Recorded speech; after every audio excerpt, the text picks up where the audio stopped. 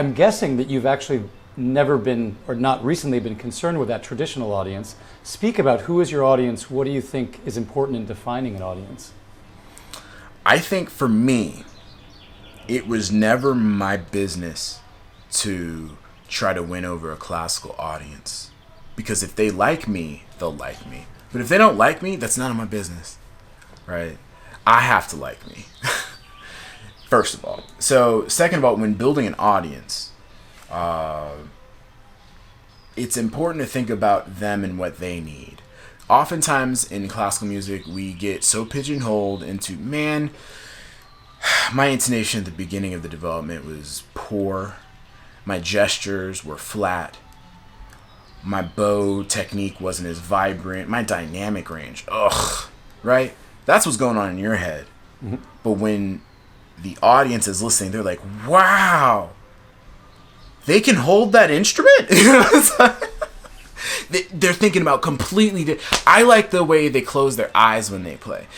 They care about way different things, right? So we also have to emancipate ourselves from this idea of perfection and do more of giving the music to other people.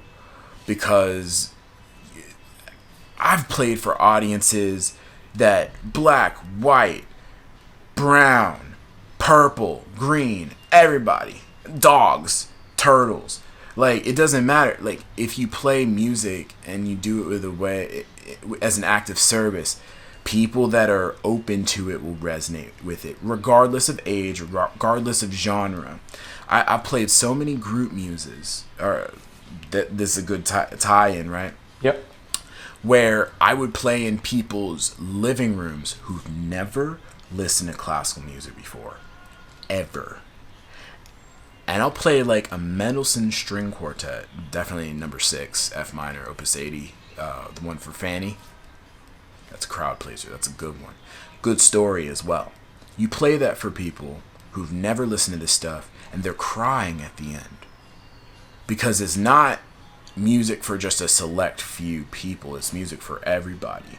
And the only way that you build an audience that will happily consume your art is if you first communicate with them and connect with them on a human level. Remember, people don't care what you know until they know that you care. And when you're making content and when you're performing, you have to understand that their attention is the most valuable thing that they're giving you. And if you do not respect their attention, if you do not give them adequate context to understand what's about to happen, they're not going to give you their attention. It's just plain and simple. So think about the audience first, and then and give them what they can't get for themselves, and then you'll see naturally over time that your audience will grow because they get value from being with you.